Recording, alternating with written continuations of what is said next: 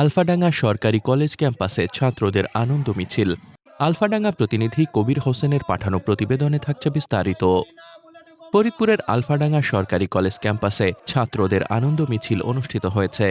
আলফাডাঙ্গা সরকারি কলেজ শাখার নবগঠিত ছাত্রদলের সভাপতি আব্দুল জব্বার ও সাধারণ সম্পাদক শামীম চৌধুরী আবদুল্লার নেতৃত্বে দীর্ঘদিন পর কলেজ ক্যাম্পাসে প্রকাশ্যে মিছিল হয়েছে।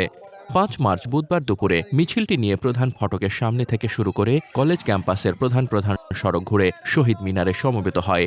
পরে সেখানে এক সমাবেশের মধ্য দিয়ে অনুষ্ঠানের কার্যক্রম অনুষ্ঠিত হয়েছে।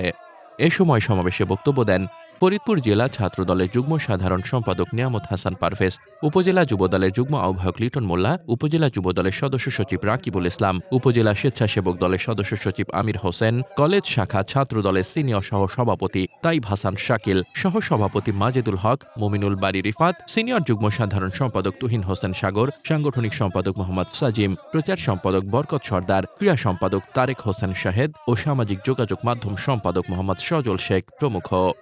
বক্তারা বলেন, এখন বাংলার আকাশ মুক্ত।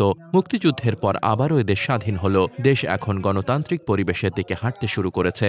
এই কলেজ ক্যাম্পাস এতদিন সন্ত্রাসীদের দখলে ছিল। আজ থেকে এই ক্যাম্পাস হবে সাধারণ শিক্ষার্থীদের। স্বাধীনতার ঘোষক শহীদ জিয়ার আদর্শের কর্মী, তার সুযোগ্য সন্তান দেশনায়ক তারেক রহমানের নির্দেশনা অনুযায়ী জাতীয়তাবাদী ছাত্রদল এই ক্যাম্পাসের শিক্ষার সুষ্ঠু পরিবেশ নিশ্চিত করতে সাধারণ শিক্ষার্থীদের নিকট দৃঢ় প্রতিজ্ঞাবদ্ধ আমরা।